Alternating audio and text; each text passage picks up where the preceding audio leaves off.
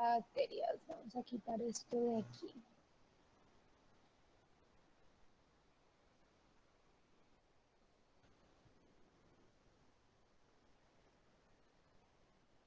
No llegó. Bien, listo. Creo que ahora sí. Muy bien. Entonces, la unidad número 4, que es la con la cual iniciamos en este segundo corte, es la unidad de bacterias. En esta unidad vamos a conocer un poco acerca de la morfología de las bacterias, su forma física, cómo se clasifican de acuerdo a esta forma. Vamos a conocer algunas diferencias en cuanto a la organización de su pared celular y también vamos a conocer un poco acerca de el funcionamiento, de cómo es que estas células funcionan, cómo son los procesos fisiológicos en ellas. Sin embargo, antes de empezar a hablar de estas bacterias, vamos primero a hacer una pequeña revisión de cuándo empezamos a estudiar a las bacterias o cuándo conocimos a las bacterias. Retomemos entonces el estudio del microscopio. Ya habíamos hablado un poco sobre el microscopio en la clase de laboratorio. Entonces, en este momento vamos a retomar un poquito acerca de cuándo fue la invención del mismo. Empezamos a hablar del microscopio por allá en 1590, cuando los hermanos Hans y Zacharias Hansen fabricaron el primer microscopio compuesto, que contenía dos lentes, una lente objetivo y una lente ocular, a través de las cuales se podían observar de forma aumentada la imagen de un objeto que previamente se colocaba sobre una plaquita de vidrio. Sin embargo, a la persona que tal vez recordamos con frecuencia o con más claridad es a Robert Hooke, a quien conocemos también como el padre de la biología celular. Sin embargo, Robert Hooke hizo las primeras descripciones de muestras observadas a través del microscopio y en estas muestras él lo que observó fueron unas estructuras muy parecidas a unas celdas, por eso las llamó celdillas en latín. Ese término luego se convirtió en células, refiriéndose a cada una de esas estructuras independientes. Sin embargo, en esta descripción, en esta observación que hace Hooke, realmente él no observó células vivas. Robert Hooke realmente lo que observó fue un tejido vegetal muerto, donde lo que quedaba por observar era la pared celular. Sin embargo, esta pared celular son restos de células que en algún momento fueron tejidos vivientes. Es entonces el señor Anton van Leeuwenhoek, tallador de lentes, quien hace por primera vez descripciones de organismos vivos a través de diferentes observaciones. Leeuwenhoek realizó montajes de muestras, él observó bacterias, observó muestras de sangre. El microscopio que tienen aquí en el dibujo de arriba es el microscopio que utilizó Robert Hooke para su observación. El microscopio que observó Leeuwenhoek es el que está en la imagen en la parte inferior de la diapositiva. Entonces, veamos la diferencia en esta placa, en este microscopio que utilizó Leeuwenhoek. Aquí es donde está ubicada la lente, en este círculo que se alcanza a apreciar allí. Y en esta zona, sujetada como con esta aguja, se colocaba la placa de... Profe, disculpe. Profe, una pregunta. Usted está pasando las De hecho, diapositivas. les iba a preguntar por qué están viendo, porque tengo dos Estamos archivos viendo la primera diapositiva de pegada a la bacterias pantalla apenas. de bacterias. Listo, algo así me temía. Ok, ya dejo de presentar allá. Sí, por lo que veo esto no es como con el PDF que presenta los dos archivos. Ahí voy. Ahí voy, ahí voy, ahí voy. Claro, aquí los tiene de forma independiente. Listo. Ahora sí. Entonces, me regreso a la primera diapositiva de esta presentación. Bien, entonces les hablaba de que por allá en 1590 fueron dos hermanos holandeses quienes inventaron el microscopio. Sin embargo, antes de esta invención ya estábamos utilizando lentes sencillas, las lupas. Las lupas son un tipo de microscopio, digamos, muy simple, a través de los cuales podemos observar objetos magnificados. Entonces, la invención del microscopio, pues se le atribuye a los hermanos Hansen, ya que ellos construyen el primer microscopio compuesto, donde se ubican dos lentes, una lente objetivo en la parte inferior de la estructura y una lente ocular a través de la cual se observa la muestra. Al señor Robert Hooke, que es pues al que conocemos como el padre de la biología celular, ese nombre se le dio pues porque es el primero que hace descripciones de observaciones de tejidos. La observación de Robert Hooke, es esta imagen que está aquí a la derecha, corresponde a un tejido de corcho. Hooke llamó a estas estructuras celdillas, en su término en latín. Ese término, luego del uso y el abuso que hacemos con el lenguaje, se transformó en el término célula, para referirse entonces a la unidad más pequeña viviente de un organismo vivo. Sin embargo, al detallar estas observaciones hechas por Robert Hooke, realmente esta observación no corresponde a un organismo viviente. Esto corresponde a la pared celular de un tejido vegetal muerto. Quien describe por primera vez células realmente es Anton van Leeuwenhoek. Entonces les decía que el microscopio que utilizó Robert Hooke para su observación es el que está en la imagen superior de la diapositiva. Entonces vemos este tubo largo que presenta dos lentes, una lente en la parte inferior aquí en esta zona, que es la que se conoce como lente objetivo, y en la parte superior una lente ocular, una segunda lente, para conformar el microscopio compuesto. Y en esta zona se coloca la plaquita de vidrio con la muestra a observar. Leeuwenhoek, quien no era naturalista, sencillamente era un tallador de lentes con la afición de hacer observaciones a través de sus lentes, a través de diversas muestras que él montó con su microscopio. Él diseñó un microscopio, este de la imagen inferior, yo creo que en la diapositiva que sigue está por acá, sí. Es este de aquí, este es el microscopio de Leeuwenhoek. Aquí se observa la lente a través de la cual se observa la muestra, y con esta especie de aguja, que es como una especie de soporte del microscopio, se sujeta la muestra que es observada a través de esa lente. En esa observación que hace el señor Anton van Leeuwenhoek, él hizo diferentes tipos de montajes, entre los cuales encontramos agua de charca, sarro dental, muestras de sangre, semen de diferentes tipos de animales. Y esta imagen que está aquí a la derecha son los dibujos que presentó Leeuwenhoek a la Sociedad de Ciencias, a la Real Academia de Ciencias en ese momento.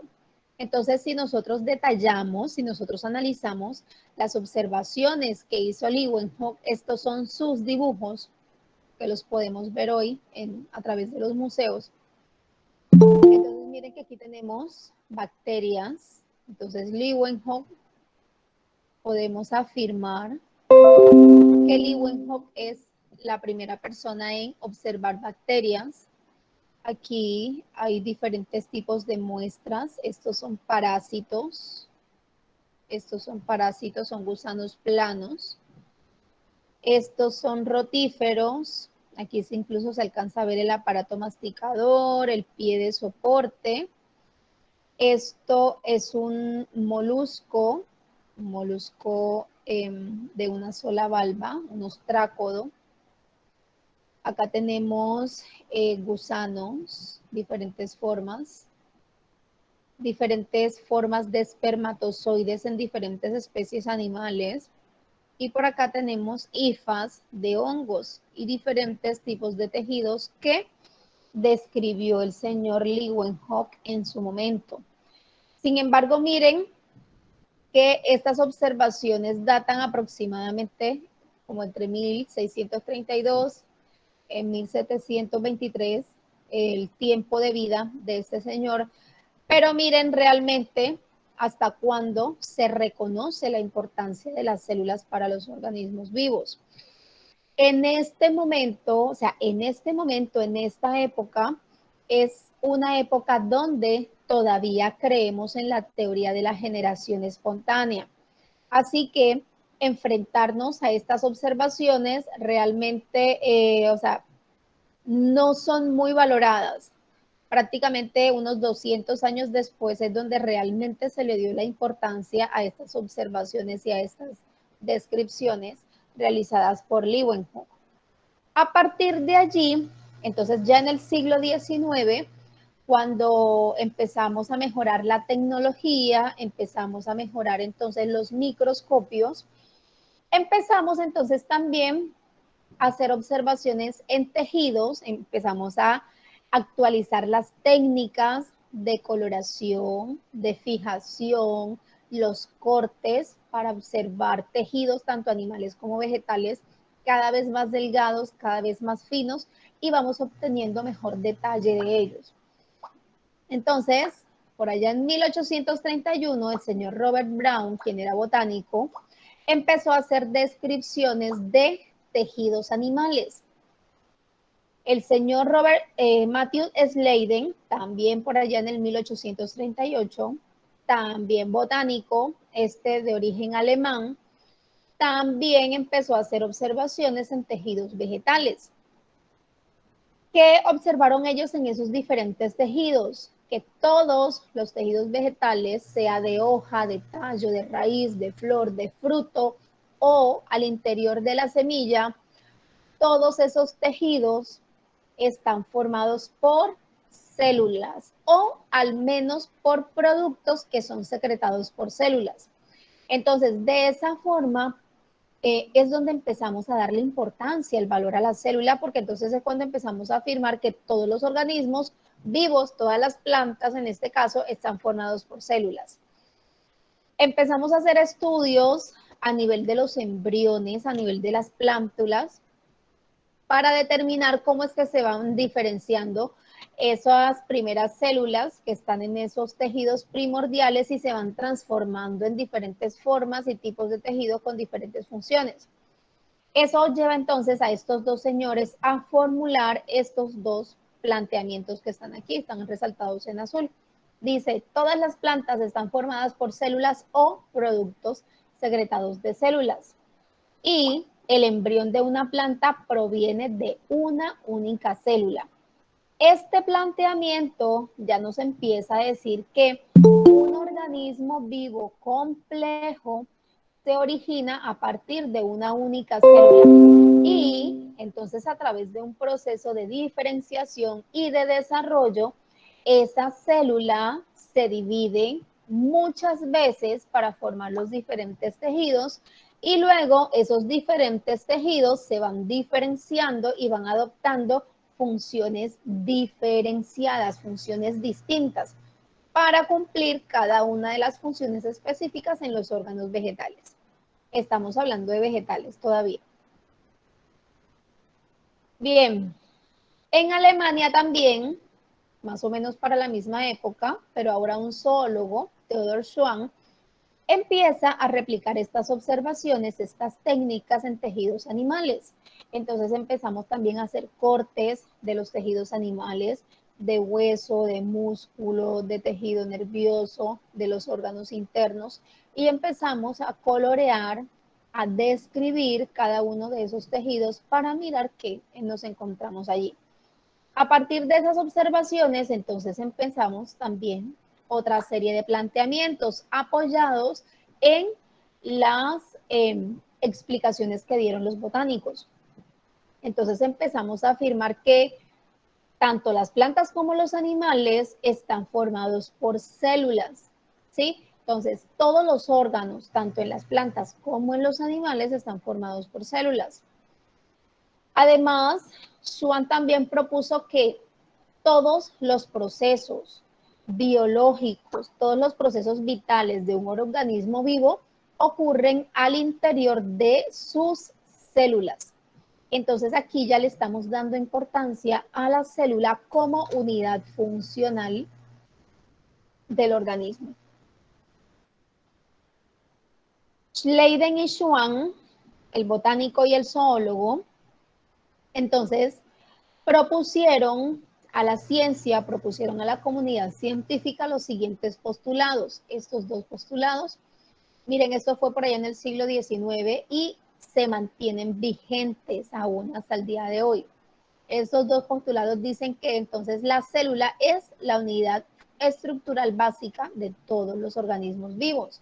Es decir, que todos los organismos vivos están formados por células y la unidad biológica más pequeña existente es una célula. De esa forma, entonces, todo organismo vivo está constituido por una o muchas células. Entonces podemos encontrar organismos vivos que están formados solamente por una célula, los organismos que son unicelulares. Y a partir de allí, los pluricelulares y los multicelulares. Sin embargo, aún prevalece la teoría de la generación espontánea. Recuerden que la teoría de la generación espontánea decía que teniendo las condiciones adecuadas de calor o frío, es decir, de temperatura, de humedad, la chispa energética necesaria, se podía generar organismos vivos en cualquier momento y en cualquier lugar. Esa teoría todavía estaba vigente y miren que estamos hablando a inicios del siglo XIX. Bien, algunos años después, un médico alemán, luego de encontrarnos en una de esas epidemias con una alta mortandad entre las personas, este médico empezó a investigar a partir de las personas enfermas y de los cadáveres, empezó a buscar cuál era el agente que estaba generando esa epidemia. Se encontró con bacterias. Esas bacterias, el señor Virchow procedió a cultivarlas en unos medios especiales. Ahí empezó a cultivar tanto células procariotas como células eucariotas y se encontró que si bien en esos cultivos él inoculaba un número determinado de células, pasado un tiempo, unas horas, unos días y bajo las condiciones adecuadas, estas células se multiplicaban rápidamente, dependiendo pues del tipo de célula y del medio de cultivo. De acuerdo a esas observaciones, entonces Rudolf Virchow se atrevió a afirmar que las células se reproducen y ellas son capaces de dar origen a nuevas células. De esta forma, entonces Virchow afirma que las células solamente se pueden originar de una célula preexistente. No hay forma en que una célula se origine de la nada. Y es aquí donde muere la teoría de la generación espontánea de forma oficial. Seguimos estudiando a los organismos vivos con el microscopio, entonces por acá ya finalizando el siglo XIX, descubrimos la cromatina, descubrimos el material genético, descubrimos cómo se da el proceso de división celular, cómo se da la repartición del material genético. Entonces describimos las fases de la mitosis: profase, anafase, metafase, telofase. donde la célula pasa por un ciclo reproductivo donde la célula duplica su material genético, aumenta su tamaño, aumenta el volumen celular, se duplican los organelos para finalmente originar dos células hijas a partir de una célula inicial. Luego, el señor Gregor Mendel, bueno, luego no, esto se da casi enseguida, solo que realmente reconocimos los aportes de Mendel 100 años después de que él los hiciera. Mendel, siendo un monje, hizo sus estudios en el jardín de su monasterio a través de la observación directa y de la experimentación. Sin embargo, por ser un monje, no se le prestó la atención adecuada en el momento. Entonces, casi 100 años después de su muerte fue que realmente reconocimos la importancia del trabajo de Mendel. Mendel con este trabajo explica cómo se dan los mecanismos de herencia de los caracteres en los organismos vivos de padres a hijos a través de la reproducción sexual y asexual. El microscopio continuó evolucionando, entonces miren que pasamos de unas simples lupas que se iluminaban con luz natural, fueran con lámparas o con luz natural utilizando espejos, utilizando prismas para iluminar la muestra, y pasamos entonces al microscopio compuesto, al microscopio electrónico, y hoy tenemos una gran variedad de microscopios de fluorescencia, de campo oscuro, con radiación, ¿sí? Microscopios que nos permiten identificar diversas estructuras a nivel celular, que nos permiten conocer a las células, a los tejidos, a los órganos de una forma que nunca hubiese sido posible de no ser por la aparición, el desarrollo y la evolución del mismo microscopio como equipo de apoyo al estudio de las ciencias biológicas. Entonces, fíjense que el microscopio nos llevó entonces a describir cada una de estas formas celulares. Entonces, conocimos que durante el desarrollo embriológico o embrionario de un organismo vivo, o el desarrollo de un organismo, sea que se desarrolle al interior, sea un mamífero, que se desarrolle en un huevo, como las aves o los reptiles, o que se desarrolle directamente en el medio, como lo hacen los peces. Este proceso de desarrollo sufre un proceso de diferenciación celular, donde a partir de la unión de un óvulo y un espermatozoide o de dos células sexuales, estas células se fusionan, fusionan sus núcleos, fusionan su material genético, y a partir de allí empieza un proceso mitótico de muchas divisiones sucesivas que luego permiten una diferenciación celular y una especialización para formar los diferentes tipos de tejidos que constituyen a un organismo vivo. Entonces, la teoría celular explica a través de unos postulados esa funcionalidad celular. Entonces, aquí hay escritos 7, podemos escribir unos 3 o 4 más. Sin embargo, los postulados de la teoría celular se pueden resumir en los 3 primeros. El primer postulado describe que la célula constituye la unidad estructural básica de todos los organismos vivos. Eso nos dice que todos los organismos vivos están formados por células. No hay un solo organismo vivo que no esté formado por al menos una célula. La célula, asimismo, es la unidad fisiológica y bioquímica, es decir, aquí es donde ocurren todas las actividades metabólicas y fisiológicas de los organismos vivos, sea unicelular o sea multicelular, sea un organismo complejo o un organismo bastante simple. Toda funcionalidad está determinada y está sujeta al funcionamiento celular. Asimismo, la célula es la unidad genética. Asimismo, la célula es la unidad genética de todo organismo vivo. En todas las células que constituyen a un organismo vivo está almacenada toda su información genética. Por eso, En la actualidad es muy fácil hacer pruebas de ADN. En la parte criminalística es muy fácil identificar si X persona estuvo o no involucrada en algún proceso gracias a la huella de ADN, que la podemos encontrar en la mera saliva, ya que ahí se encuentran algunas células, en las células epiteliales, en el epitelio del cabello, en las células pilosas que forman en la raíz del cabello. Entonces, en todas las células de un organismo se encuentra su información genética. Entonces, a partir de aquí, entonces nos encontramos que hay organismos que están formados por una única célula o por muchas células y que además estas células pueden estar especializadas, es decir, que pueden cumplir funciones específicas para ese organismo. Las células contienen la información hereditaria que se transmite a las células hijas. El proceso reproductivo depende de la información genética que se encuentra en el núcleo celular o en la información genética que se encuentra al interior de la célula. Recuerden que las procariotas no tienen núcleo.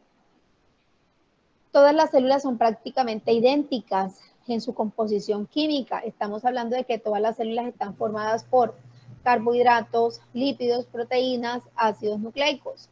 Todas las células tienen exactamente la misma composición.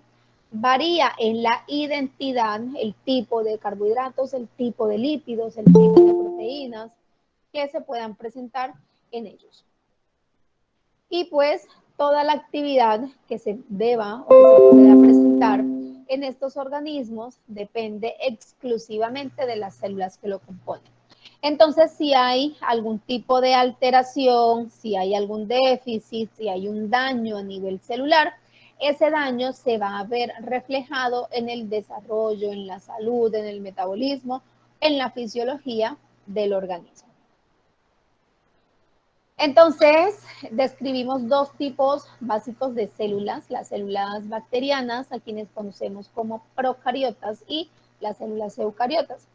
Entonces, entre los organismos unicelulares encontramos tanto procariotas como eucariotas. Bacterias como la Escherichia coli, que es la responsable de la mayoría de los episodios de diarrea común, están dados por la Escherichia coli. Paramecios, estos son eucariotas, los paramecios, y los hongos levaduras son células eucariotas, son organismos que son unicelulares, pero son células eucariotas. Los estafilococos también son bacterias, en este caso son agregados celulares. Cada una de estas células individuales es un organismo vivo, pero al reproducirse permanecen allí como agregados a través de una sustancia mucilaginosa, una sustancia azucarada que les permite mantenerse unidos.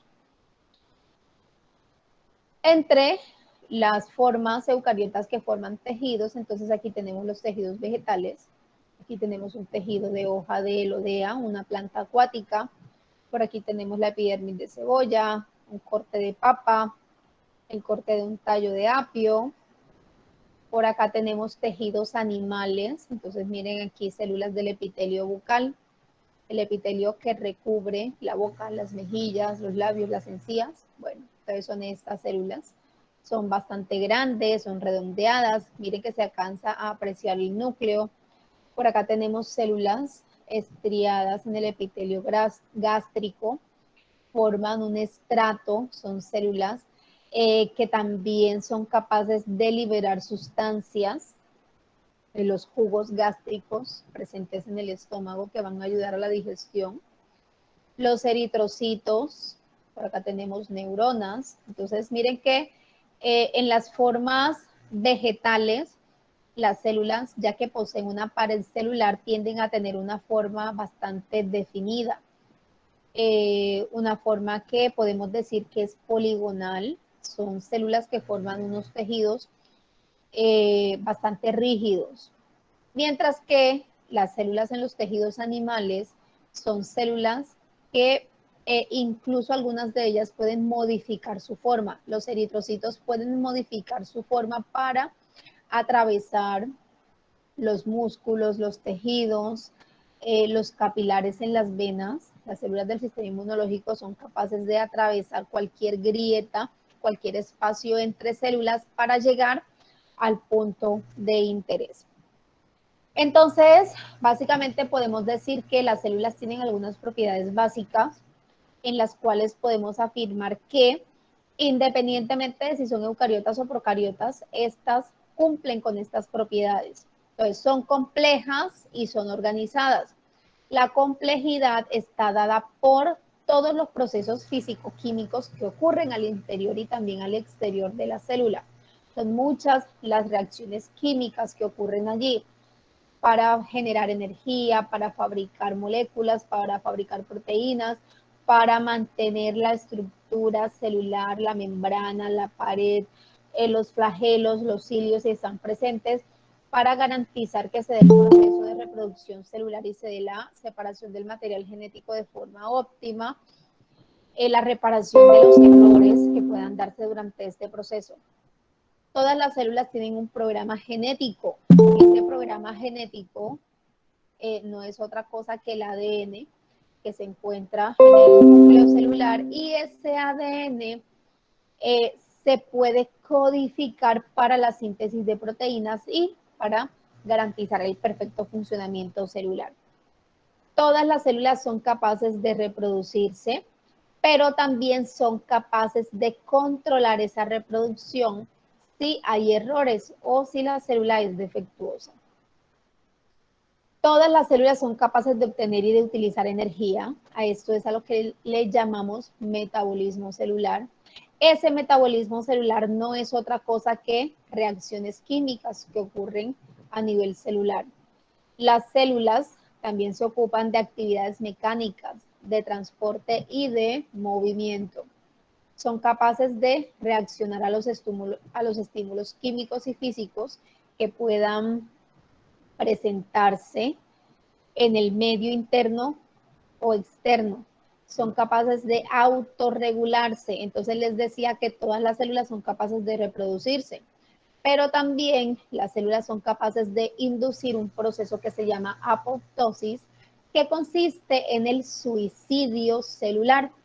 Si la célula considera que hay muchos errores a nivel del material genético, que hay errores en el proceso de fabricación de las proteínas, si hay mutaciones que puedan ser graves para la célula, entonces la célula puede inducir a una apoptosis.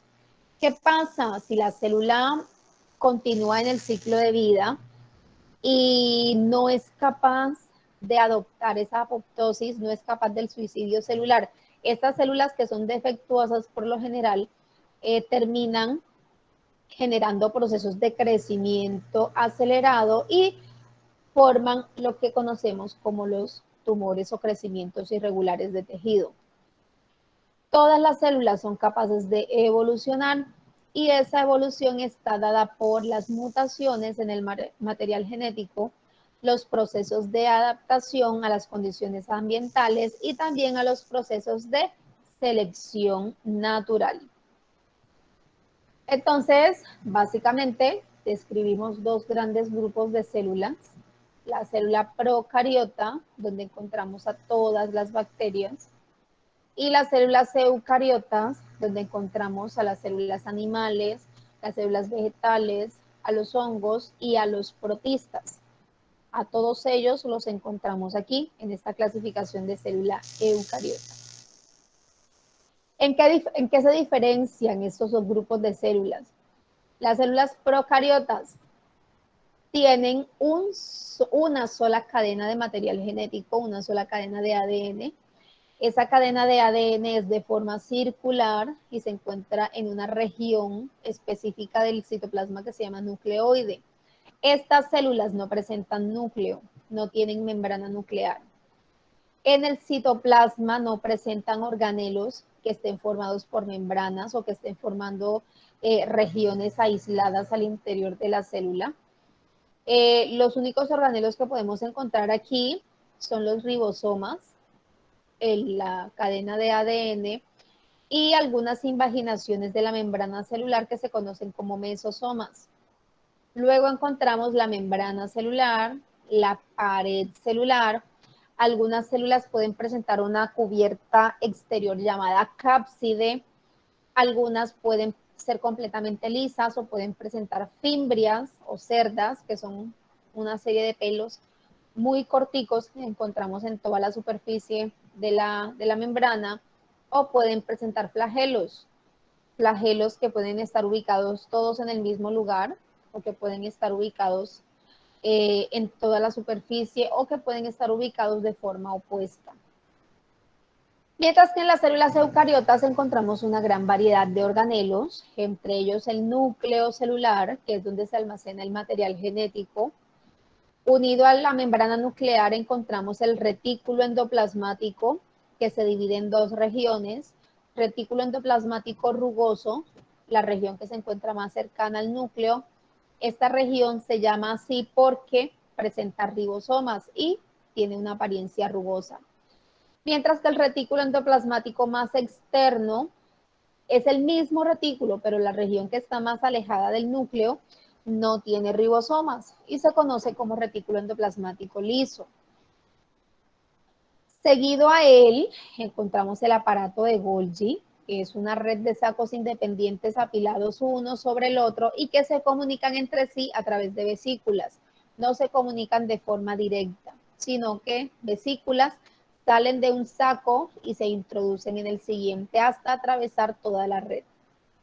Encontramos ribosomas en el citoplasma, ribosomas en el retículo, mitocondrias, cloroplastos en el caso de las células vegetales, lisosomas, vesículas de transporte, glioxisomas, peroxisomas, un citoesqueleto muy desarrollado con unas funciones muy específicas. Podemos encontrar también algunas células eucariotas que pueden presentar flagelos en su estructura. Entonces ya eso también está directamente relacionado con si estamos hablando de organismos unicelulares u organismos pluricelulares. Bien, entonces en esta primera presentación de lo que les quería hablar era de esas diferencias básicas entre células eucariotas y procariotas, porque en esta asignatura no vamos a volver a hablar de la célula eucariota, excepto en la unidad que vamos a hablar de los tejidos, pero en este curso no vamos a ampliar sobre la célula eucariota. ¿Por qué? Porque en el segundo semestre ustedes van a ver biología celular y en la biología celular ahí sí van a extenderse durante todo el semestre a hablar de la morfología y el funcionamiento de la célula eucariota. Voy a cerrar esto.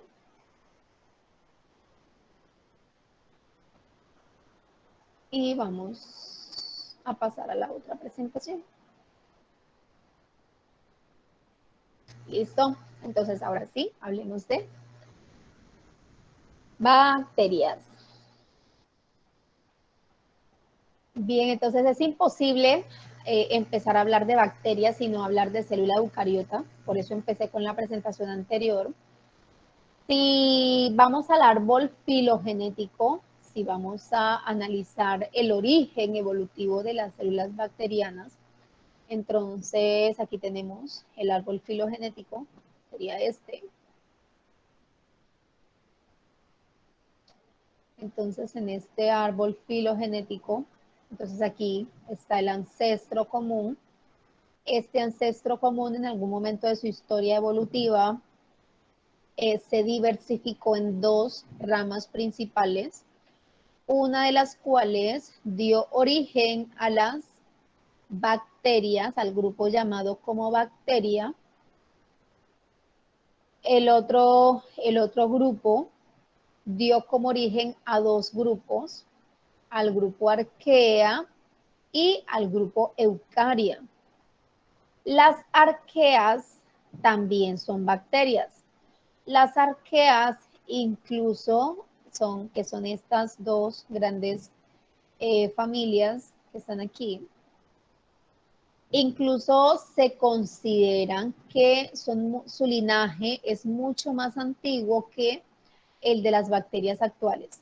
En este grupo bacteria, estas son las eubacterias, se consideran, o más bien, es donde encontramos a las bacterias actuales, digamos a las bacterias más evolucionadas, por decirlo de alguna forma, mientras que en el Phylum Archaea encontramos a las bacterias que tienen características mucho más ancestrales, que son mucho más parecidas al ancestro común.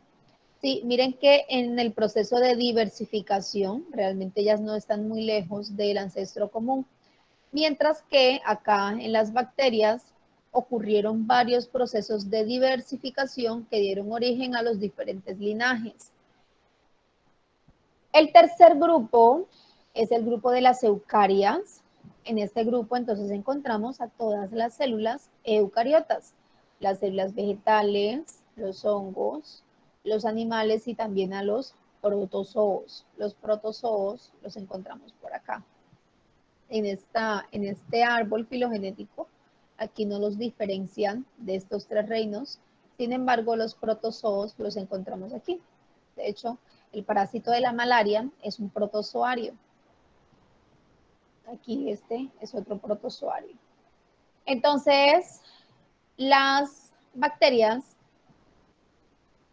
corresponden a estos dos grandes dominios, al dominio bacteria y el dominio arquea. A estos dos dominios, entonces, es a lo que conocemos como células procariotas y es lo que vamos a estudiar en la clase de hoy. ¿Quiénes son entonces las células procariotas o quiénes son las bacterias? Son células que tienen un tamaño muy pequeño, su tamaño va entre los 0.5 a los 50 micrómetros, ustedes, o 50 micras. Ustedes durante el informe del microscopio tuvieron la oportunidad de hacer una serie de conversiones para tratar de como que dimensionar un poco el tamaño de esto. Por eso la importancia de conocer el tamaño de los objetos que estamos viendo a través del microscopio. Cuando nosotros observamos bacterias a través del microscopio, no las observamos así, como están viendo esto aquí. Se observan como puntos allá al fondo del campo visual. Esta imagen que está aquí ya es una imagen que corresponde al microscopio electrónico, es decir, esto tiene 1000 veces más aumento que el máximo aumento que tiene el microscopio compuesto que tenemos en el laboratorio. Bien, entonces, son visibles al microscopio óptico, pero se ven como puntos muy pequeños, escasamente podemos diferenciar la forma, si son alargadas, si son redondas o si forman agregados o si forman alguna especie de espiral, pero no podemos identificarlo claramente. Al ser células, cada una de ellas es capaz de alimentarse, de reproducirse y de relacionarse con el medio ambiente y con ellas mismas a través de la formación de agregados celulares. Las encontramos en casi todos los ambientes, en el aire, por eso las infecciones bacterianas pueden transmitirse con un estornudo, con un simple saludo a través de las manos, ya pues eso está directamente relacionado con qué tipo de agente infeccioso, de qué tipo de agente infeccioso estemos hablando. Las encontramos en el suelo, en el agua, en el hielo, en las fuentes termales, en las grietas hidrotermales de altas profundidades, donde encontramos pHs muy ácidos y temperaturas muy elevadas, encontramos bacterias que se han adecuado a estas condiciones. Su material genético, las bacterias presentan una sola cadena de ADN propia, pueden tener un fragmento de ADN adicional, pero a ese fragmento se le conoce como plásmido y suele ser un fragmento de material genético que proviene de otra célula o que sencillamente la bacteria lo toma, lo atrapa del medio ambiente y lo incorpora sobre sí misma. En el citoplasma encontramos ribosomas, lípidos, proteínas, azúcares, que son necesarios para los procesos metabólicos de las mismas. En cuanto a su morfología, podemos encontrar una gran diversidad morfológica bacteriana. A las formas redondas se les conoce como cocos. Entonces, si son individuales, si son células individuales que no forman agregados, se les conoce como cocos. Sí, estas células forman agregados en dímeros, es decir, en pares, en dos coquitos, dos bolitas, dos células, se le llaman diplococos. Si ese diplococo presenta una cápsula, entonces decimos que es un diplococo encapsulado. Esta cápsula en algunas especies puede ser muy virulenta, no, muy patógena, y está directamente relacionada con el grado de el nivel infeccioso que pueda tener esa bacteria. Si esas pelotitas y esas bolitas o si esos cocos forman cadenas lineales, como en este caso, entonces las llamamos estreptococos. Si forman agregados, así como si fuera un racimo de uvas o algo parecido, entonces los llamamos estafilococos. Si están en grupos de 4, así 1, 2, 3, 4, las llamamos tétradas. Si están en grupos de 8, pero formando esta estructura, que en cualquiera de los ángulos o de los lados por donde se mire son 4, entonces la llamamos sarcina. Si tienen forma alargada, la llamamos bacilo. Pero si tiene una forma intermedia, de que no es un coco, no es redonda, pero tampoco es un bacilo, entonces la llamamos cocobacilo. Si ese bacilo lo encontramos en pares, es decir, son dos bacilos unidos, lo llamamos diplobacilo. Si a esos bacilos los encontramos formando una larga cadena, los llamamos estreptobacilo. Si forman como una pared así, de forma vertical, o sea, están unidas a través de su pared más larga, formando una estructura como una pared, lo llamamos empalizada. Entonces pueden formar además algunos apéndices llamados hifas o llamados tallos, a partir de los cuales estas bacterias pueden encapsularse o generar cápsulas o generar esporas que les permiten sobrevivir a las condiciones adversas que puedan haber en el medio ambiente. Otras formas que podemos encontrar, entonces pueden ser como forma de un bacilo muy alargado, muy estirado, en forma de vibrio, si es un bacilo que está como curvado, en forma, en este caso de bacteriovibrio, entonces si tiene además un apéndice, puede formar una estructura en forma de bastón, puede estar aplanado y formando como una ligera deformación. Si tiene forma entonces de espiral, si es un filamento muy largo. Entonces, todas estas formas nos van a permitir identificar a las especies bacterianas de acuerdo a la forma. Aquí tenemos bacterias vistas a través del microscopio electrónico. Miren la distancia, eso equivale a una micra. Miren, menos de una micra, miren estas células que están aquí.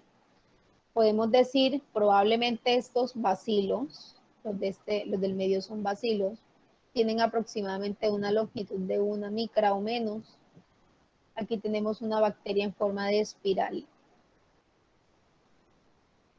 Entonces, miren, aquí tenemos diferentes especies bacterianas de acuerdo a su forma. Aquí tenemos bacilos, espirulina. La espirulina está muy de moda hoy para la fabricación de proteínas. Bordetella, forman agregados, el Clostridium botulinum, es de donde sacan la toxina botulínica que se inyectan ahora las famosas en la cara para que no se le vean las arrugas, y lo que hace es estirarle el músculo, paralizar el músculo.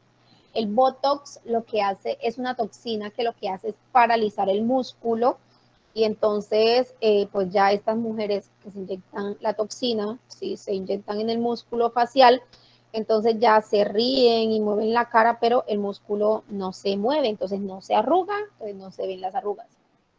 La Escherichia coli, Staphylococcus aureus, Streptococcus, la Salmonella, responsable de las diarreas, cuando hay contaminación por salmonela en pollo, en huevos, y el que termina intoxicado porque se comió un pollo medio cocido o una salchicha que ya se veía verde, en un perro caliente en un sitio X, bueno, es por la salmonela generalmente.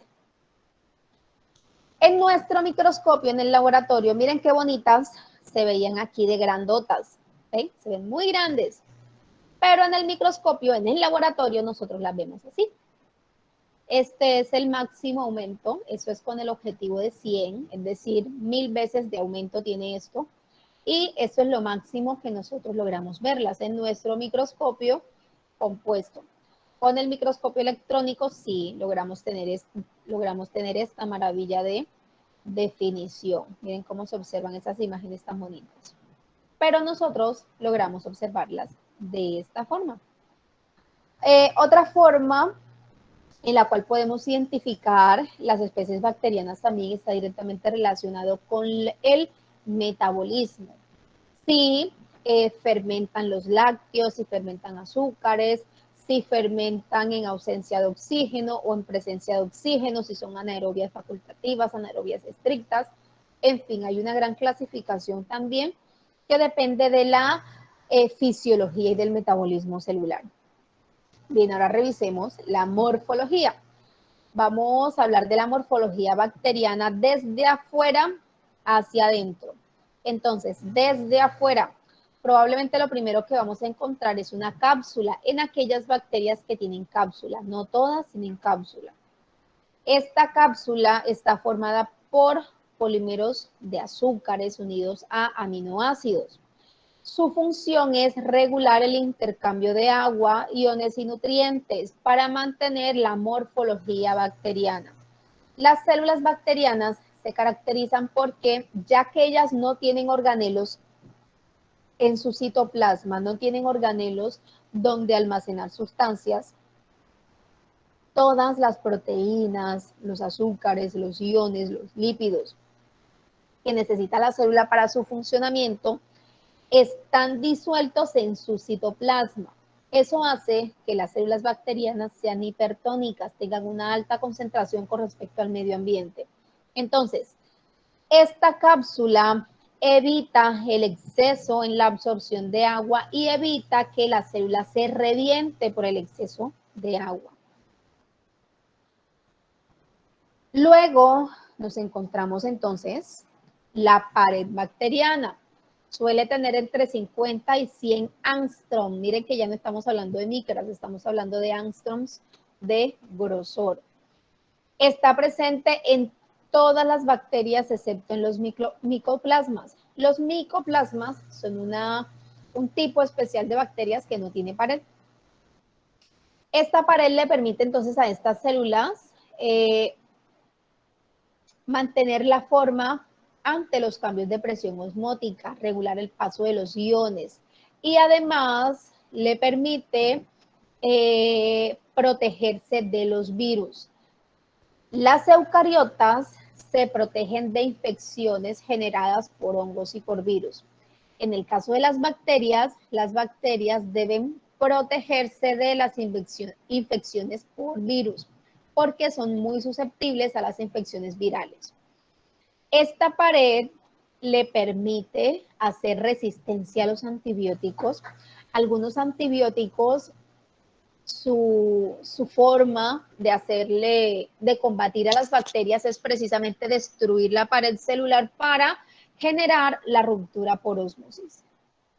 Esa pared celular también nos permite diferenciar en dos grupos a las bacterias gracias a una técnica de tinción a la que llamamos tinción de Gram. La tinción de Gram es una técnica de coloración. Voy a mostrarles la técnica primero, está por acá. Es una técnica de coloración donde utilizamos dos colorantes diferentes durante el mismo proceso de tinción. Los pasos son los siguientes. Primero, coloreamos las bacterias. Estas bacterias primero las hemos colocado sobre un portaobjeto.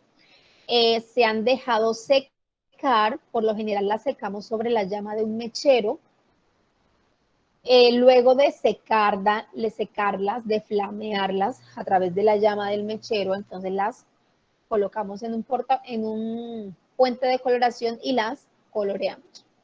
Bañamos la muestra con el colorante cristal violeta, luego lavamos la muestra con una solución mordiente de yodo, luego lavamos nuevamente con un alcohol acetona para eliminar el colorante y luego coloreamos nuevamente con un colorante de contraste llamado safranina. Entonces, esta técnica de coloración me permite diferenciar dos tipos de pared bacteriana. Puedo encontrar dos tipos de pared bacteriana en las bacterias. La primera pared, la de la izquierda, es una pared muy gruesa. Estas células tienen una sola membrana celular, que es su membrana interna. Entonces, a esta membrana están unidas las proteínas, los lípidos, los azúcares necesarios para el funcionamiento de la célula. Y por fuera de esta membrana encontramos una pared. Esta pared es muy grande. Se puede decir que son unas cerca de 50 capas de mureína que están envueltas con ácidos teicoicos, capa por capa, formando una pared muy gruesa. Esa es la primera pared. El segundo tipo de pared que podemos encontrar es esta. Mírenla aquí.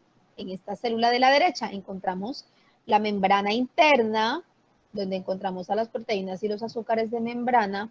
Luego encontramos una pared celular, mírenla aquí, muy delgadita en comparación con la otra célula. Y por fuera de esta pared celular nos encontramos una segunda membrana que también tiene poros. En este caso, estos poros le brindan más permeabilidad para permitir el paso de moléculas hacia el interior de la célula. Entonces, miren, tenemos dos tipos de pared celular que pueden estar presentes. Una pared celular muy gruesa y una pared celular muy delgadita. Entonces, esta técnica de coloración me permite identificar la pared gruesa, la llamo gram positiva, y la pared delgadita la voy a llamar gram negativa. Cuando yo realizo esta técnica de coloración, la pared gruesa se colorea inmediatamente con el primer colorante que yo agregué, que es el primer reactivo de la técnica de tinción. Cuando yo agrego la solución mordiente, se forma un complejo coloreado que se adhiere a la pared y cuando lavo con el alcohol acetona es un decolorante. Imagínense que usted tiene la uña pintada y usted se agrega, ¿cómo que se llama? Quita esmalte. El quita esmalte es una solución de acetona. Si usted se echa acetona en la uña, el esmalte se va, ¿cierto? Entonces, en este caso, esta solución de alcohol acetona cumple esa función. Pero al ser la pared celular tan gruesa, el colorante se queda adherido y el alcohol acetona no es capaz de liberarlo. Por lo tanto, esta célula, esta pared se queda coloreada de azul. Cuando yo agrego el segundo colorante, esta célula ya está teñida de azul, así que no hay forma de que se coloree de rojo ahora. En las células gram negativas, las que tienen la pared celular delgada, cuando se agrega el colorante, se agrega la solución mordiente, se forma el complejo coloreado en la pared, pero cuando yo agrego el alcohol de colorante, al ser la pared tan delgadita, entonces el alcohol acetona se lleva todo el colorante y estas células nuevamente quedan sin color. Al agregar el colorante al final de la técnica, entonces ahora estas células se colorean con el colorante rojo, que es la safranina, el colorante de contraste. Entonces, al aplicar esa técnica, yo puedo diferenciar con la coloración si las bacterias son gram positivas o si son gram negativas. Entonces, al microscopio, las células con pared gram negativa se observan de esta forma. Luego de hacer la tinción de gram, se observan de color violeta o de color azul. Esa es la coloración luego de hacer la técnica de tinción de gram. La técnica de tinción de Gram es una coloración diferencial, me permite colorear dos tipos de célula en la misma muestra de forma diferente. Las células Gram positivas, las células Gram positivas se observan de color azul o violeta, que son las que tienen la membrana gruesa. Las células Gram negativas, que son las que tienen la membrana delgadita y tienen la pared delgadita y tienen dos membranas, se observan de color rosa o de color rojo. Eso también estará relacionado con la concentración del colorante. Entonces, cuando yo coloreo, cuando yo hago esta técnica, entonces yo puedo diferenciar si las células que estoy observando tienen pared celular gruesa o pared celular delgada. Entonces las llamo gram positivas si su pared bacteriana es gruesa, o las llamo gram negativas si su color es rosado, entonces su pared celular es delgada. Esto es una tinción diferencial, lo repito. ¿Por qué? Porque podemos utilizar técnicas simples de coloración. Yo puedo colorear con azul de metileno. Es una coloración simple. Todas las células se van a teñir de violeta, todas. Las coloreo con azul de metileno. Sencillamente baño la muestra con azul de metileno y luego lavo con agua. Todas las células se van a teñir del mismo color, independientemente de si tienen la pared gruesa o la pared delgada. Es una tinción simple. Esta tinción que me permite diferenciar a través de un mismo proceso se conoce como tinción diferencial de Gram o coloración de Gram. Bien, entonces, de afuera hacia adentro, ya miramos la cápsula, pasamos por la pared celular, ahora pasemos a la membrana. Las células procariotas tienen una membrana plasmática. Esta membrana plasmática está formada por fosfolípidos, proteínas y azúcares que interactúan entre sí. Una característica de la membrana celular en las procariotas es que no presentan colesterol en su estructura. En las células eucariotas, la membrana celular contiene moléculas de colesterol que ayudan con la fluidez. Las bacterias no tienen colesterol en su membrana celular. La membrana celular en las bacterias puede plegarse hacia el interior formando estas bolsitas llamadas mesosomas. Estos mesosomas permiten almacenar enzimas y participan en algunas reacciones químicas específicas a nivel celular.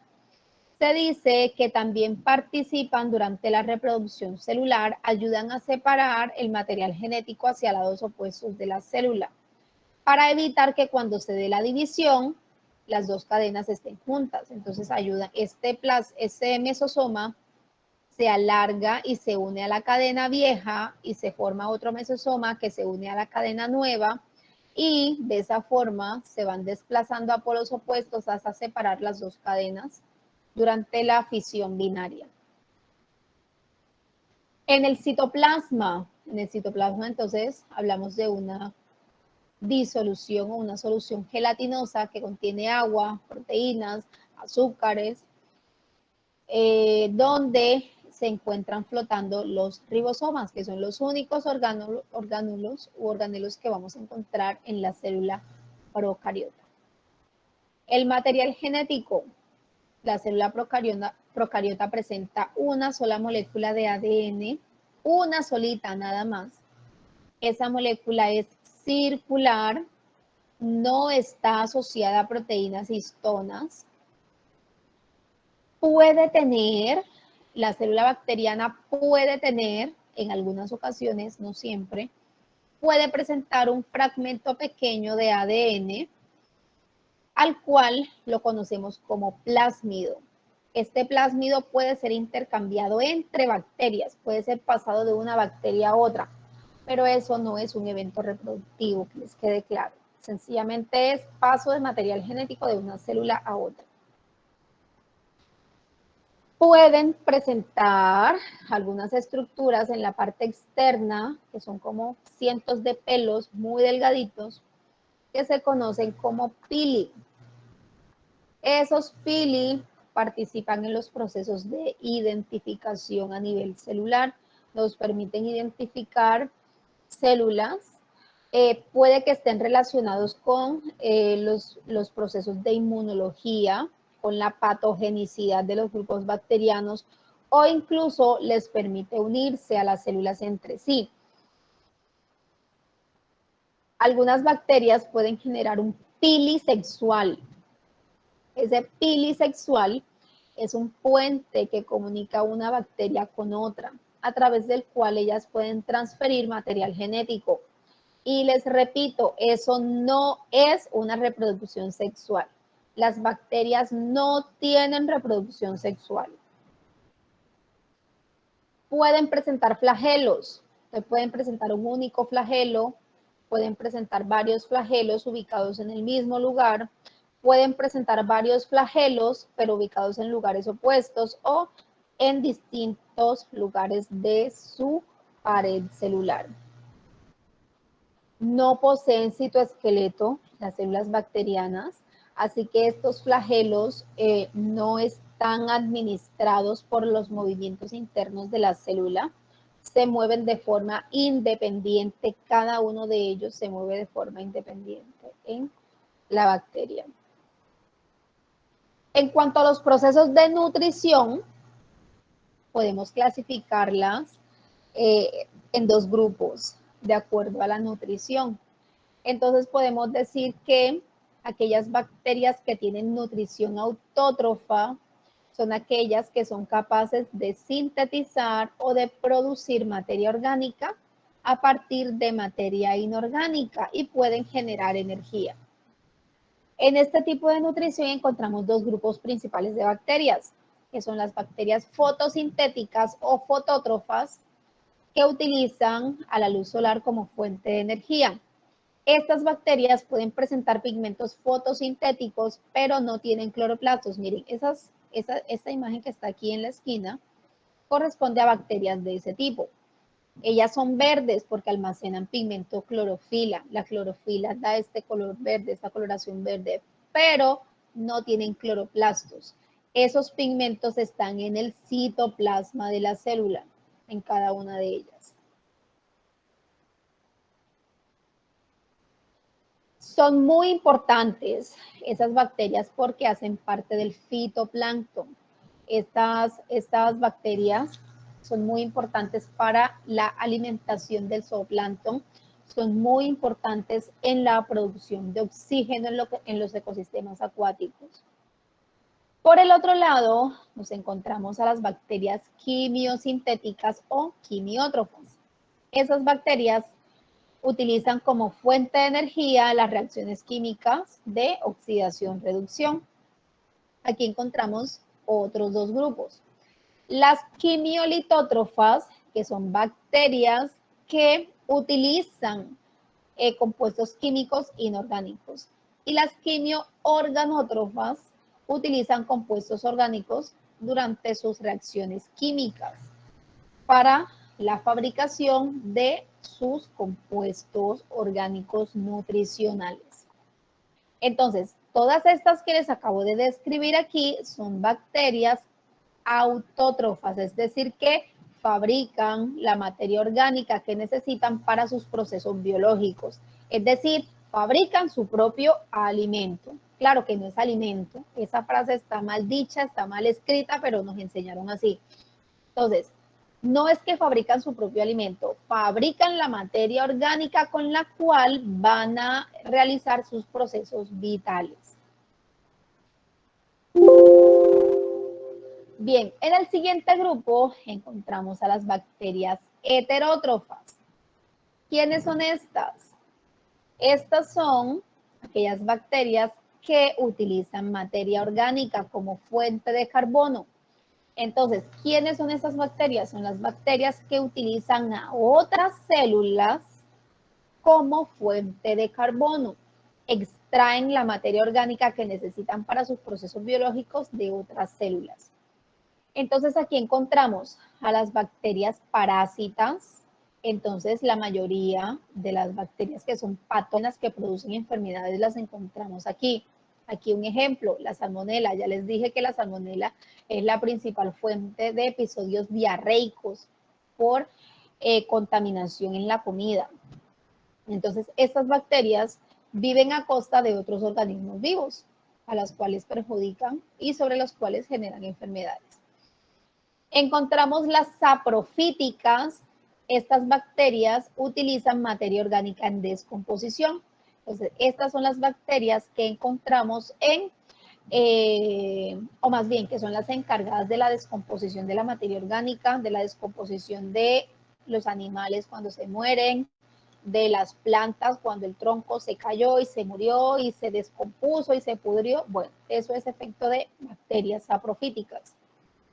Encontramos también aquí a las bacterias simbióticas. Recuerden que cuando hablamos de simbiosis es porque hay una relación donde hay un beneficio por lado y lado. Entonces, estas bacterias se benefician de un organismo, pero le generan un beneficio al organismo sobre el que están.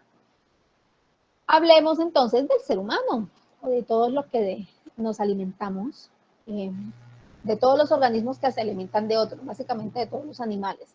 Las bacterias que se encuentran en los intestinos, ¿sí? Esas bacterias también cumplen una función vital para los organismos vivos, ya que producen vitaminas, ayudan a la digestión y a la absorción de los alimentos porque terminan los procesos de degradación que no finalizan con el estómago. Entonces, los alimentos que no son completamente digeridos en el estómago terminan de ser digeridos en el intestino y lo que no puede ser digerido finalmente se elimina. Entonces, esa digestión está dada por las bacterias que se encuentran allí. Vayámonos a los rumiantes, las vacas, los que se alimentan de hierba. En el caso de las vacas tienen un estómago que está dividido en 4 cavidades. En esas 4 cavidades hay grupos específicos de bacterias que son las responsables de la degradación de la celulosa. Eso quiere decir que la vaquita por sí solita con sus 4 cavidades no puede digerir tanto material vegetal. Realmente son las bacterias que se encuentran allí las responsables de digerir toda esa celulosa para que finalmente, entonces ahora sí la vaquita pueda absorber los nutrientes derivados de ese proceso. Y también encontramos bacterias comensales que estas conviven con otras especies, pero no producen ningún beneficio y no provocan ningún daño tampoco. Sin embargo, cuando hay una alteración en este grupo de bacterias, ellas sí pueden generar enfermedades.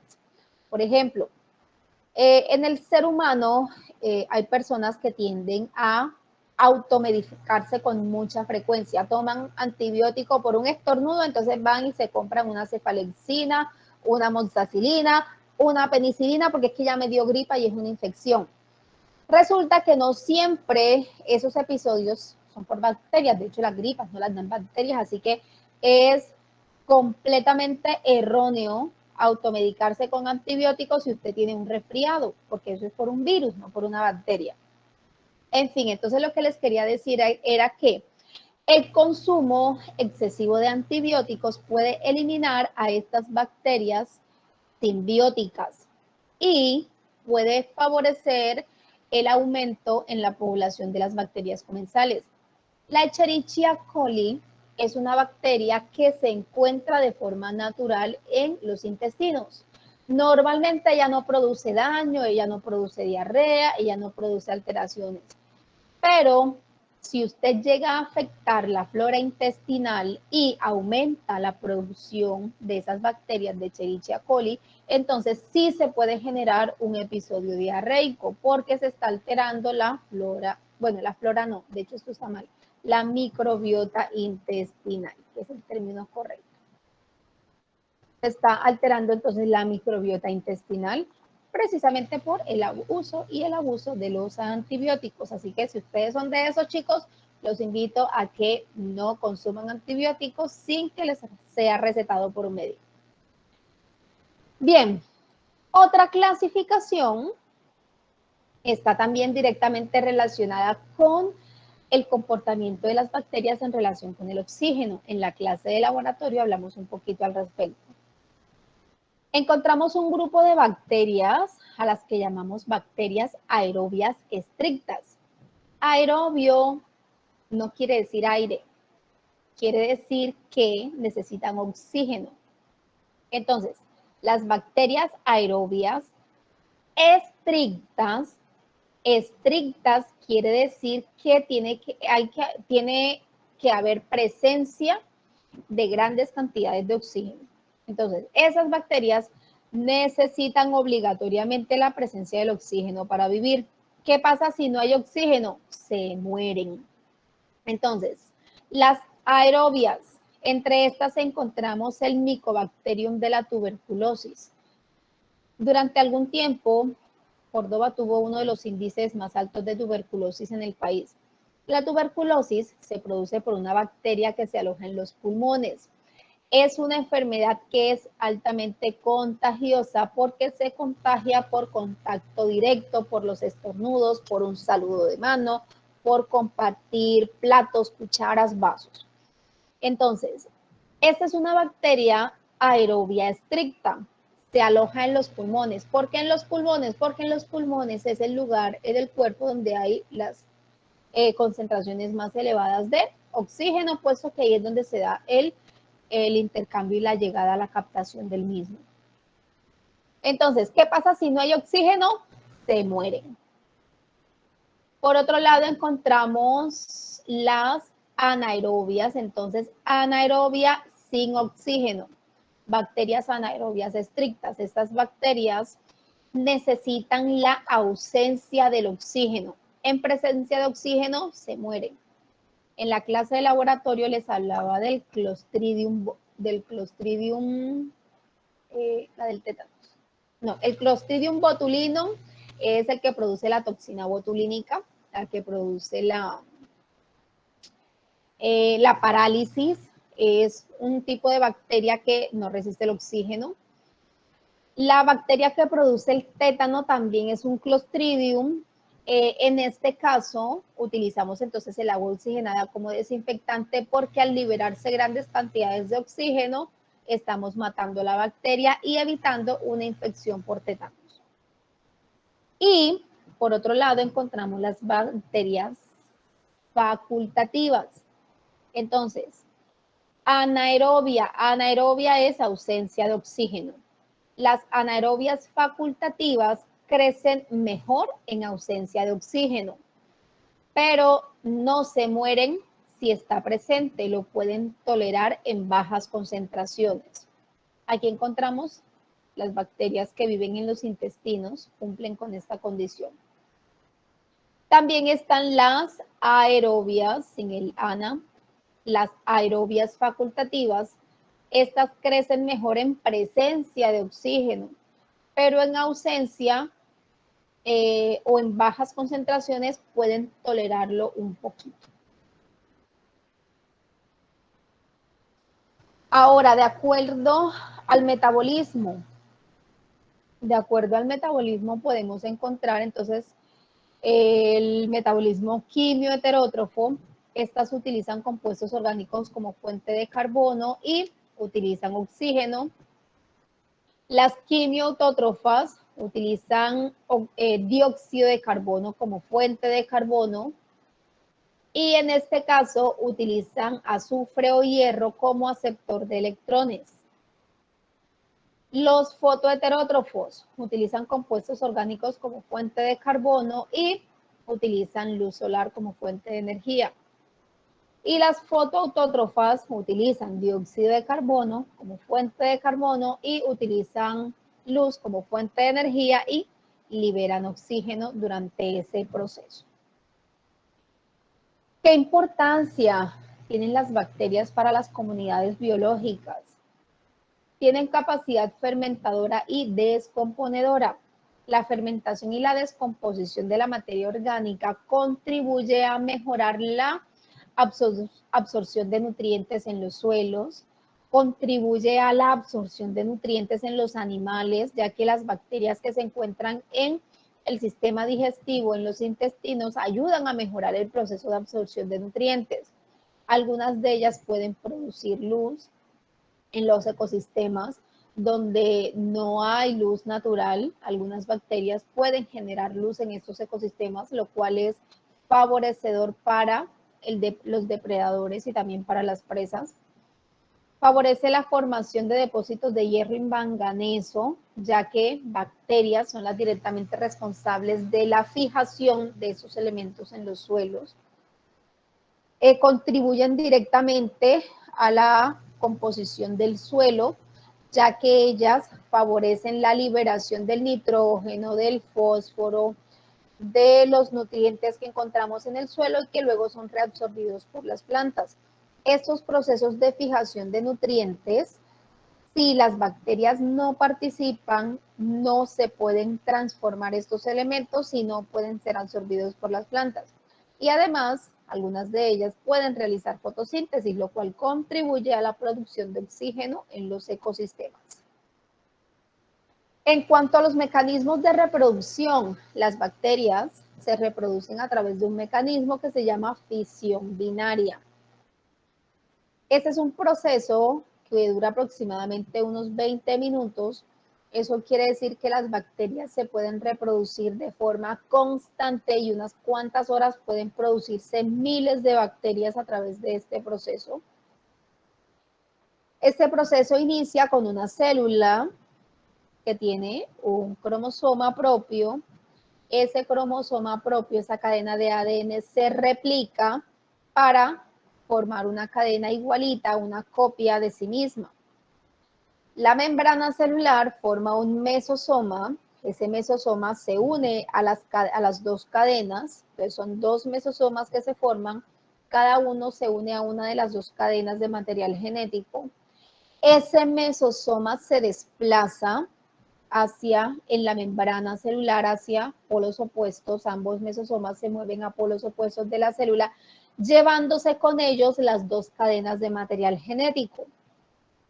Una vez que este material genético está separado entre sí, se forma un septo en la parte central o en la parte media de la célula bacteriana, generando una división de la célula.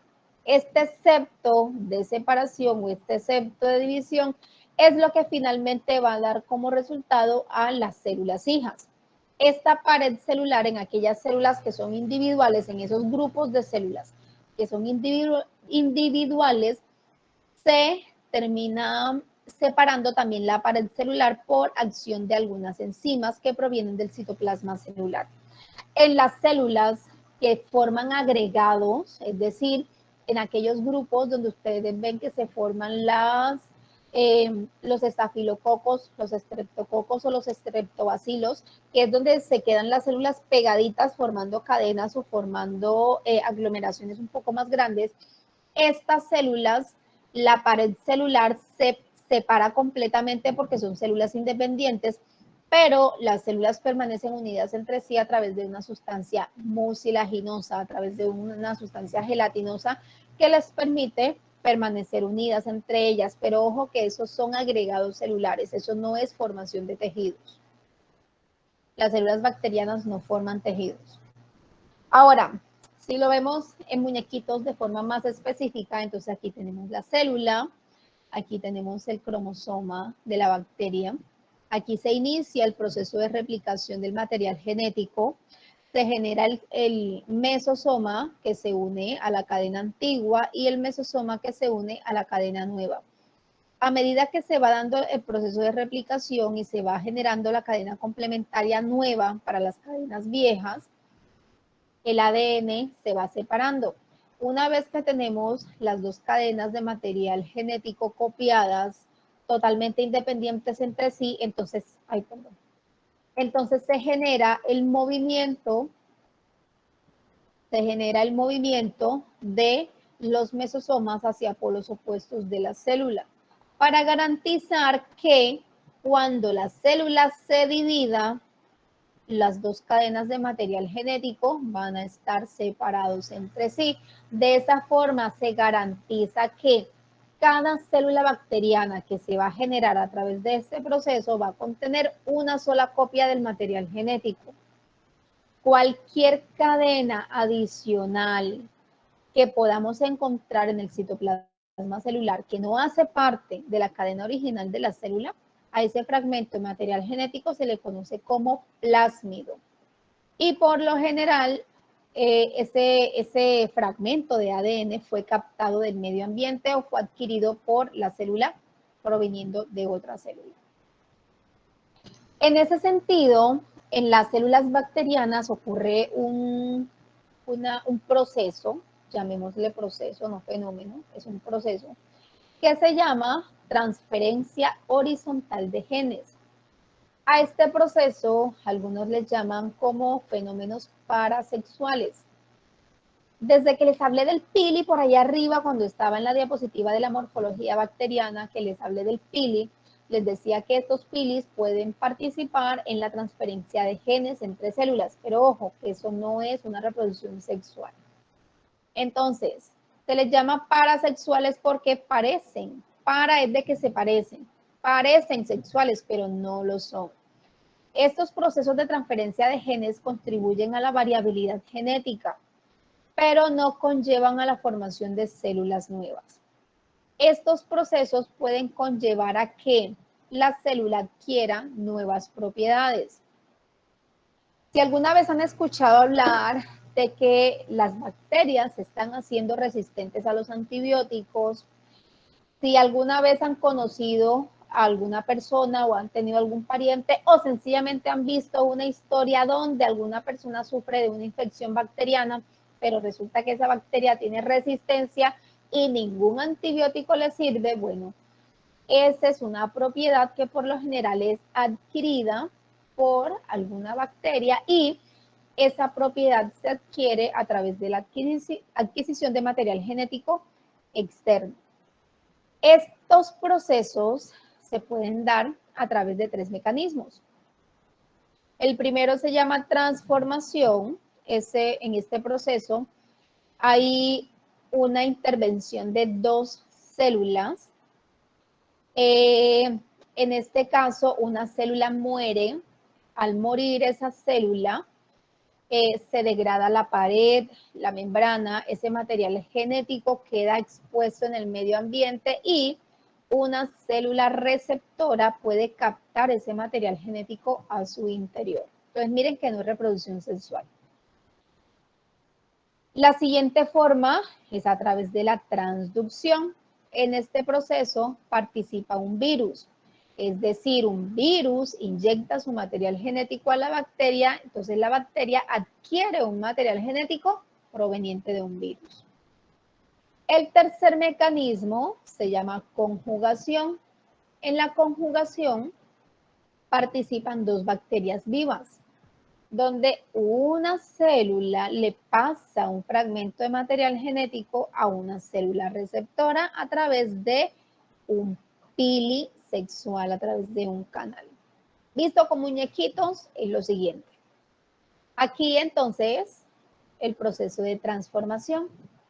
La bacteria receptora es una bacteria que muere, que se degrada su pared y su membrana celular, dejando expuesto el material genético en el medio ambiente.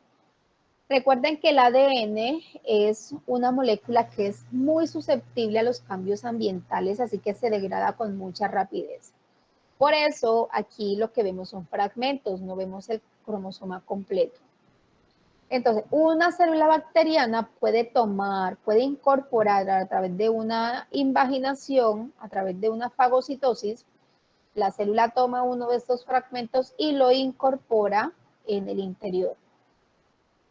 Ese fragmento de material genético puede quedar en el citoplasma o la célula lo puede incorporar a su material genético propio. Entonces, miren que el material genético durante la transformación se obtiene directamente del medio. En la transducción es un virus. El virus inyecta su material genético a la bacteria. el virus tiene una serie de enzimas que son capaces de romper la pared y la membrana celular e inyectar el material genético de la célula, generando un proceso infeccioso que puede producir más virus o sencillamente el material genético se almacena y se incorpora al material genético de la célula. Y el tercer caso es la conjugación. En la conjugación participan dos células vivas, dos bacterias. La célula donadora crea un puente que se llama pili, eso se llama pili sexual. Este puente se conecta con la célula receptora y entonces la célula donadora pasa un fragmento, una copia de su material genético a la célula receptora. ¿Qué pasa cuando esos cambios suceden? ¿Qué pasa cuando una célula recibe material genético de otra célula o de un virus o del medio ambiente? Puede suceder que no pase nada, la célula continúa con su ciclo de vida normal, pero también puede suceder que la célula adopta características completamente nuevas para ella. Puede adquirir resistencia, puede adquirir la característica de generar flagelos. En este caso de la conjugación, una célula que no produce pili puede adquirir la característica de producir pili y ceder material genético a otras células. ¿Tienen alguna pregunta? Que creo que alguien como que levantó la manito por allá. Si no, continúo.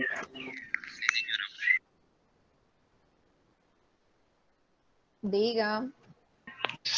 Sí, profe, era con respecto a lo de en el primer proceso que es la transformación, pero ya usted lo acaba de explicar ahí adelante. Le iba a preguntar, era por qué si se comparte material genético, o sea, se vuelve resistente.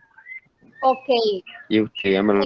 No, ya vaya. La resistencia, o sea, la resistencia a un antibiótico está directamente relacionado con el metabolismo de la bacteria. Por ejemplo, un antibiótico, las penicilinas.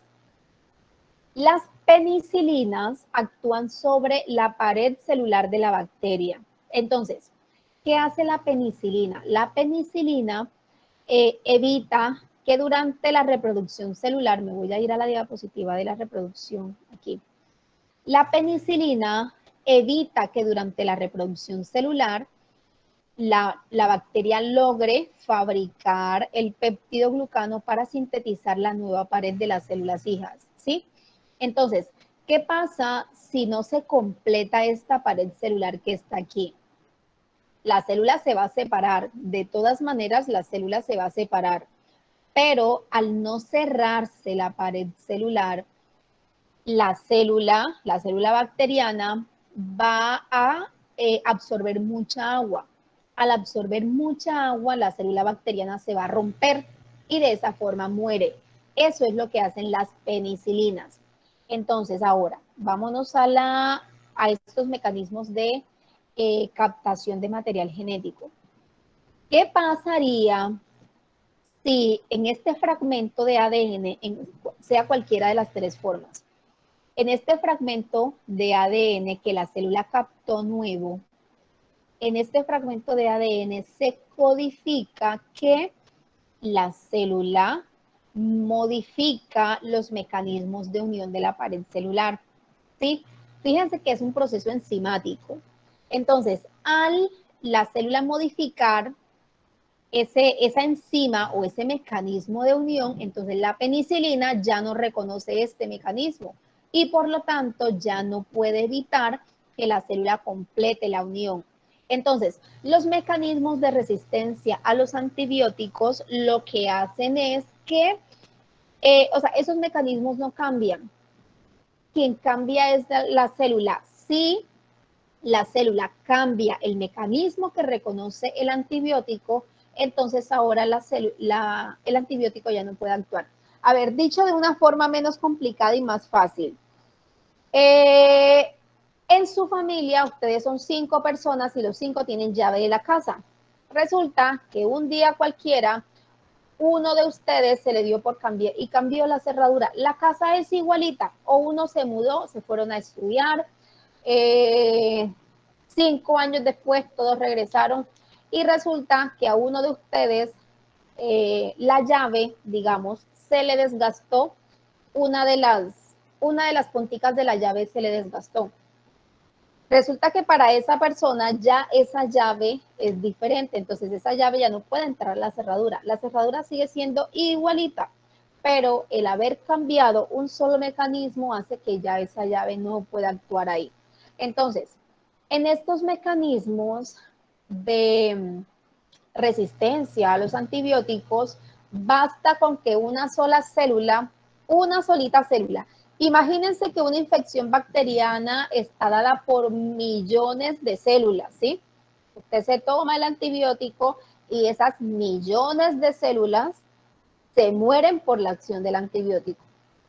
Pero resulta que una sola, miren, una sola solita de esas células, una sola de ellas evolucionó, mutó, porque las células bacterianas tienen la capacidad de que, como su reproducción es tan rápida, miren que demora aproximadamente 20 minutos, incluso menos, el mecanismo de replicación de material genético es muy rápido. Eso hace que en las bacterias las mutaciones se den con mucha facilidad. Entonces, se da una mutación en una sola célula de esos cientos de millones que hay generando la infección, y esa sola bacteria adquiere resistencia, esa solita bacteria. Entonces, pueden suceder dos cosas. La primera, esa bacteria pues no se reproduce, el ambiente no le favoreció y sencillamente el antibiótico sirvió. ¿Cuál es la siguiente opción? Que esa solita bacteria, miren, estamos hablando de una sola entre cientos de millones de bacterias que pueden generar una infección.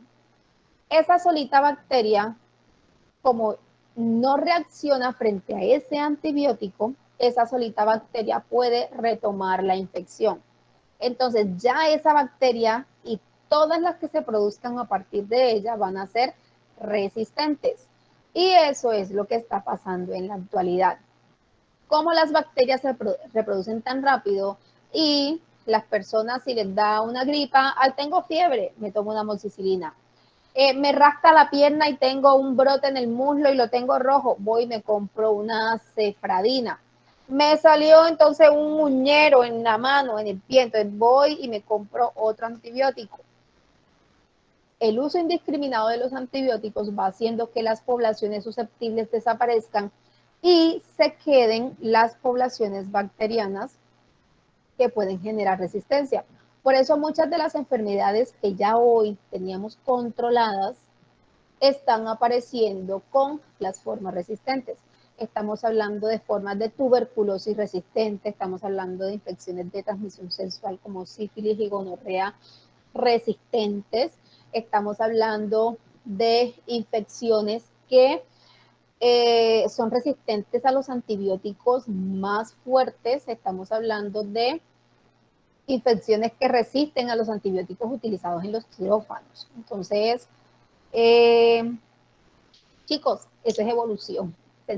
Sencillamente estamos hablando de la capacidad de adaptación. El problema es que nosotros estamos contribuyendo a eso y estamos con eso también desmejorando nuestra calidad de vida. Bueno, continuamos. Entre las funciones de relación, porque las bacterias también se relacionan entre ellas y con el medio ambiente, entonces encontramos relaciones con la luz. Las bacterias pueden reaccionar a la luz, pueden reaccionar a los estímulos químicos. Estas reacciones, una de las reacciones más importantes es la formación de esporas. Estas esporas son mecanismos de adaptación donde las bacterias forman esporas cuando las condiciones ambientales no son favorables. Por ejemplo, temperaturas que superan los 80 grados centígrados, déficit de nutrientes en el suelo, la falta de agua, un exceso de radiación. un exceso de antibióticos puede conllevar a que las bacterias generen esporas o generen quistes. ¿En qué consiste esa formación de quistes o de esporas? Una célula que se encuentra en un medio ambiente donde las condiciones no son las adecuadas para reproducirse, genera en su citoplasma un septo, una división en uno de los extremos de su estructura, y en esa región se genera o se almacena una copia del material genético. En ese septo o en esa división polar, alrededor de ese material genético, se genera una cubierta protectora. Esa cubierta protectora está formada por proteínas y azúcares. Y en el interior se forma un sistema protector formado por lípidos y ácidos grasos que van a proteger el material genético. Esta estructura se deshidrata en el interior para almacenar la menor cantidad de agua posible, mientras que la célula se va deteriorando porque las condiciones ambientales no son las adecuadas para ella. Al final del proceso, la célula muere porque las condiciones no son las adecuadas para ella. Sin embargo, la estructura encapsulada se puede mantener en forma de espora hasta cientos de años. Incluso para algunas bacterias se ha encontrado que pueden durar muchísimos años en esta forma de espora. Cuando las condiciones ambientales nuevamente cambian y se vuelven idóneas, aumenta la humedad, disminuye la temperatura, disminuye la radiación, las condiciones se vuelven favorables, entonces esta cápsula, esta espora absorbe agua y se genera una estructura vegetativa, se regenera la célula, aumenta de tamaño, adopta el tamaño pues, de la célula adulta y procede a reproducirse para generar nuevos organismos exactamente iguales. Entonces, para las bacterias, esta es una de las formas en que ellas han encontrado para permanecer en el ambiente. Cuando hay un exceso en la radiación, cuando aumenta la temperatura y el agua se evapora del suelo, entonces esta es una forma de que las bacterias se protegen frente a esas condiciones ambientales que pueden ser completamente adversas para ellas. En cuanto a la taxonomía, así como en los organismos vivos complejos hay un sistema taxonómico para las plantas, hay un sistema taxonómico para los animales, para los hongos, para las bacterias también existe un sistema de clasificación. Este sistema de clasificación está relacionado con el origen filogenético, es decir, con el origen evolutivo, con ese árbol que les mostré iniciando las diapositivas.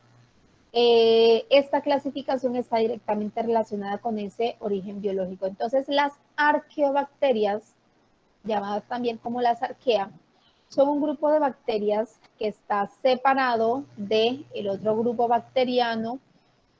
Tienen una estructura procariota típica, es decir, no tienen azúcares peptidoglucanos en su pared, los lípidos son exclusivos de este grupo, su pared presenta azúcares polisacáridos que forman esa estructura en forma de capa. Las encontramos en ambientes muy extremos, ambientes que son completamente anaerobios, es decir, donde no hay presencia de oxígeno. Estas bacterias pueden producir metano, entonces las llamamos bacterias metanógenas. Podemos encontrar también bacterias que viven en aguas muy ácidas o muy calientes, con más de 90 grados centígrados, ¿sí? Como en estas imágenes, o bacterias halófilas que pueden vivir en ambientes muy salados. Entonces, las metanogénicas, si alguna vez han ido al manglar o se han acercado al manglar o lo han visto en fotos, en películas, en documentales, los manglares se caracterizan porque tienen suelos que están constantemente inundados. En estos suelos, toda la materia orgánica que proviene de la vegetación cae al agua y esa materia orgánica se descompone allí en el agua. Eso genera que sea un agua pobre en oxígeno y que se produzcan grandes cantidades de gas metano. Aquí proliferan las bacterias metanogénicas. Por eso quien va al manglar dice que el manglar huele feo, pero no es que huela feo, es que huele a gas metano, porque se produce en forma abundante por acción bacteriana. Esta que ven aquí es una laguna salina, tiene esa coloración rosada gracias a las bacterias. Las bacterias que habitan aquí le dan esa coloración rosadita al agua. Es muy salada esta laguna, tanto que aquí aumenta el índice de flotabilidad, aquí aumenta mucho debido a la alta concentración de sal. Las fuentes termales que están en la superficie terrestre cerca de los volcanes o donde hay grietas volcánicas o donde hay grietas en el suelo que generan grandes cantidades de calor dada la cercanía del magma de la corteza terrestre, genera un aumento de temperatura y también la liberación de los gases de azufre que se encuentran en ese magma, en esa lava volcánica, genera que estas lagunas sean ácidas y que al mismo tiempo sean muy calientes. Esta coloración amarilla, verde, azul que se encuentra en estas lagunas o incluso rojo más adelante, se debe a la presencia de bacterias, al crecimiento bacteriano. Son aguas muy tóxicas, aquí no puede sobrevivir un animal, aquí no va a sobrevivir una planta. Si un animal pasa y se cae aquí, probablemente va a terminar cocinado o muerto por el ácido o por el azufre. Pero estas bacterias se han adaptado a esas condiciones. Las eubacterias, entonces, son las bacterias de las ramas evolutivas más actuales. Entonces aquí sí encontramos a las bacterias más conocidas, a las más comunes, entonces a los micoplasmas, que son las bacterias, las únicas bacterias que no presentan pared celular. Algunas pueden provocar una forma atípica de neumonía, ya que se pueden almacenar en los pulmones precisamente por la elevada cantidad de oxígeno que hay presente en este tejido. En este grupo también encontramos a las gram negativas y a las gram positivas. Entonces, entre las gram negativas encontramos a las bacterias fotótrofas verdes y rojas que hacen fotosíntesis anoxigénica, a las cianobacterias, que son las algas verde azules, estas hacen fotosíntesis oxigénica. Ojo, las bacterias fotótrofas hacen fotosíntesis, pero no producen oxígeno. Las cianobacterias hacen fotosíntesis oxigénica donde sí se produce oxígeno. Las bacterias quimiótrofas las encontramos en los suelos, asociadas a raíces y a hongos. Son fijadoras de nitratos, así que facilitan los procesos de fijación del nitrógeno que vuelven a los suelos un poco más nutritivos. Algunos patógenos humanos también los encontramos aquí, las pseudomonas, algunos cocos como del género Neisseria, miren, causantes de la gonorrea o de la meningitis. La meningitis es una inflamación de las meninges, que son las membranas que recubren el cerebro y que pueden causar la muerte si es una infección muy grave, o pueden causar sordera o pueden causar disminución de la capacidad auditiva si se detecta a tiempo. Pero si es una infección grave, si no se muere, por lo menos va a tener secuelas a nivel auditivo o a nivel neurológico. Y las gram positivas, que son las que presentan la pared bacteriana gruesa, aquí encontramos a la mayoría de las bacterias heterótrofas, el Clostridium, que causa gangrena, tétanos y botulismo, hacen parte de este género, diferentes especies de bacteria, pero del mismo género. El Corynebacterium, que genera difteria, también una enfermedad altamente contagiosa. También encontramos bacterias de interés biotecnológico, las bacterias lácticas, las que utilizamos para la fabricación de yogur, de kefires, de kumis, son bacterias que son fermentadoras lácticas.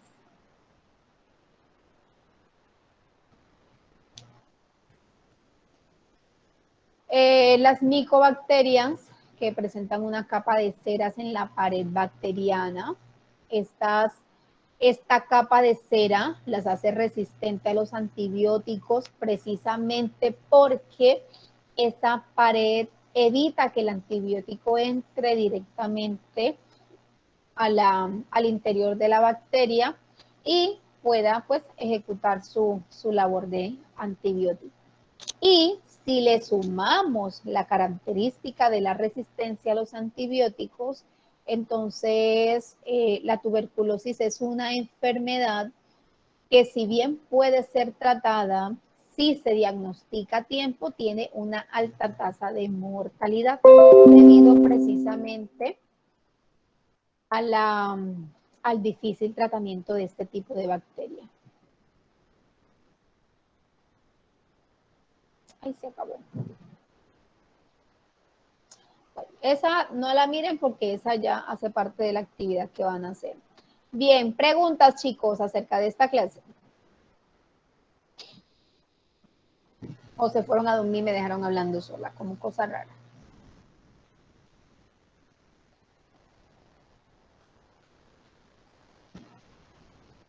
Yo sigo aquí, señor. Será. Yo también, profe. Yo también, señor. Yo igual, profe. Igual, profe. ¿Y por qué no me enseguida, sino 10 años después?